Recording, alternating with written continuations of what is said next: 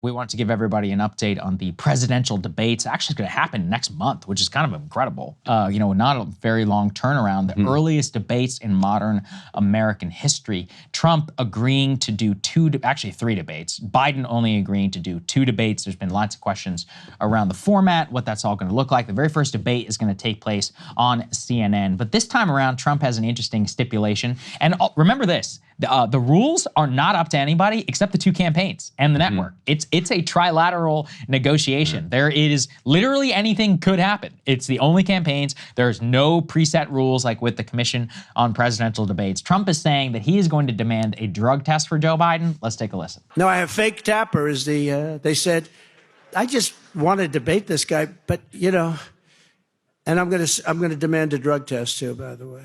I am. No, I really am. I don't want him coming in like the State of the Union. He was high as a kite. I said, is that Joe up there? A beautiful robe? And by the end of the evening, he's like, well, he was exhausted, right? No, we're going to demand a drug test. But fake Tapper and these people, they're going to be fine. They're going to be fair. I think they're going to be fair. And if they're not, you have to deal with it, right? You have to deal with it. They're going to be fair, but they're fake, but they're not fake. I'm going to demand a drug test. Is that really Joe up there?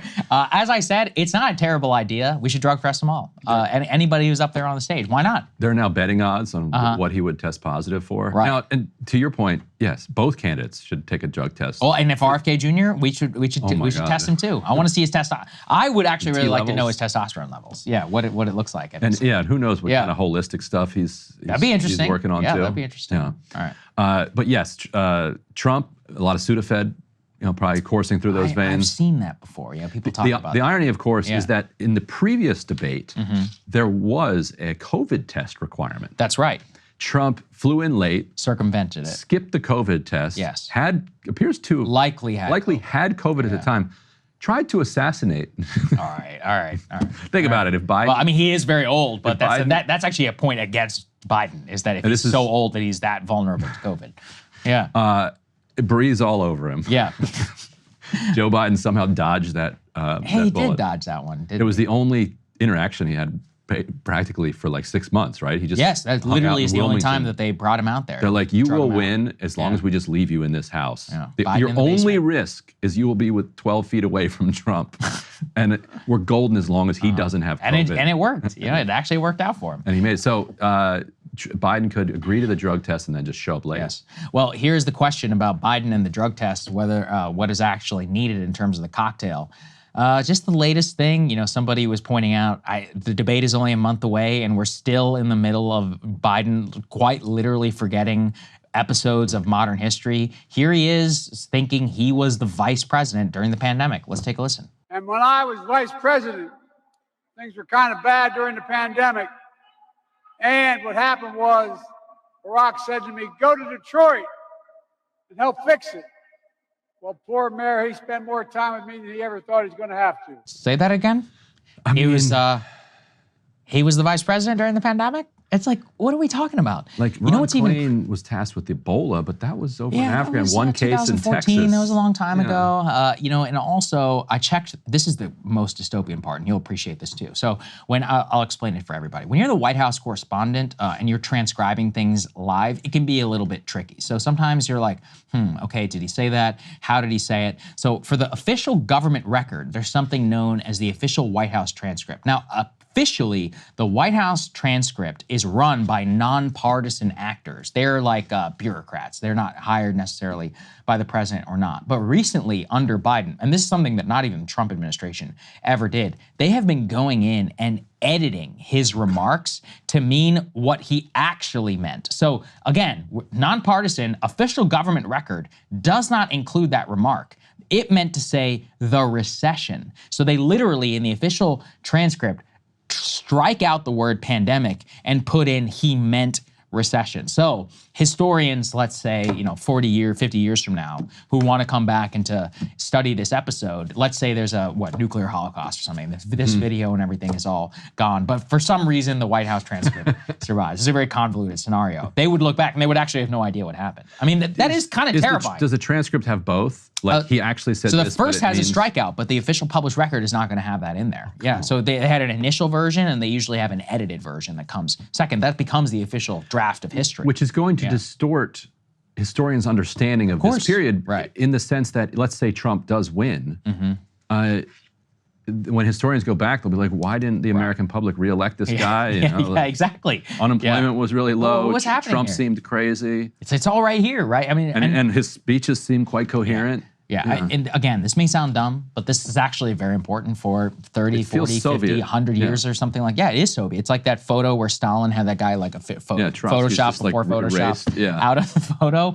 And that's currently the state of the US government right now. And then finally, though, we can't forget about RFK Jr., who, as we've all said, we do believe he should be up there on the debate stage. He actually believes, and has been saying now for quite some time, that he will be on the stage here. He laid out his logic in a Fox News interview. Let's take a listen. So your reaction to you not being offered this position, have you heard from the campaigns or from CNN or ABC to ask your plausibility of being on that debate stage?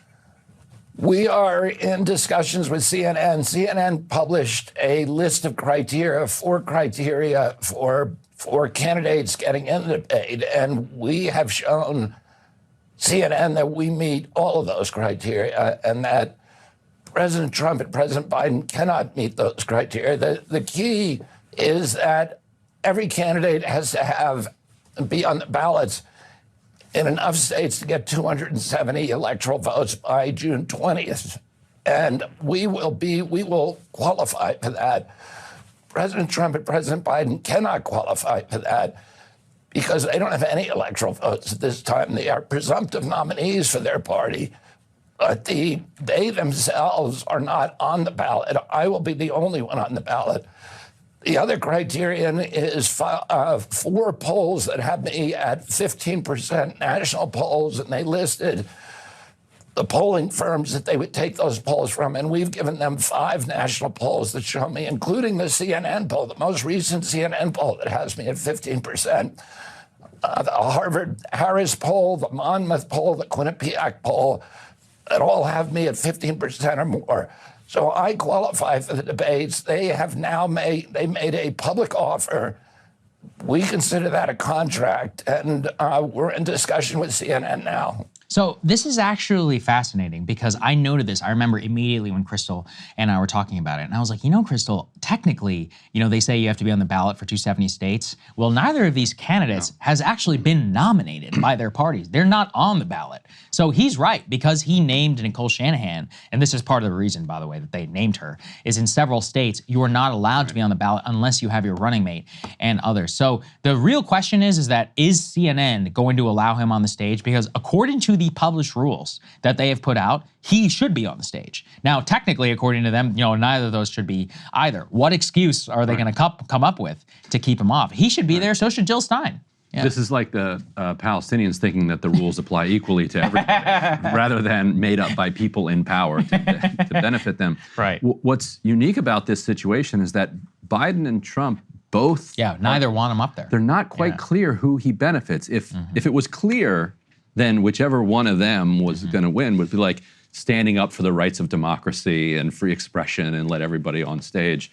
Because process is always subsumed by your agenda. Yes. But yeah, in this case, they don't know. So your point earlier where you said that this is a tripartite agreement, like the negotiating between CNN and Biden and Trump is the key one. Yeah. It's a negotiation between those 3. Yes. And they don't care what the rules are. Yeah, I'm fascinated to see what the official rationale is, because you can't ignore him at this point. He's just too big. And even CNN analyst Harry Enton, their own polling guy, is like, look, according to the Commission on Presidential Debates criteria, he probably would have qualified for this. So then they put out this cutesy 270 thing. But I mean, California and Texas is half the battle. And he's already on the ballot, or allegedly on the ballot in both. Now, not officially yet, but you throw Michigan, Ohio, maybe you get Florida, New York, then you're good to go. That's it. That's all you need for 270, just because of the way that the Electoral College works. So in that regard, it's pretty clear,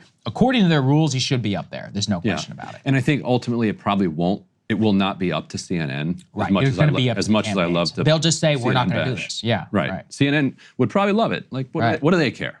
Like, I'm not so sure though. I think they would. I think they would care. And this is one of those. their bias is probably toward the just keep it in the two-party Yeah, system. that's right. They do love ratings. They love a spectacle. You're very true.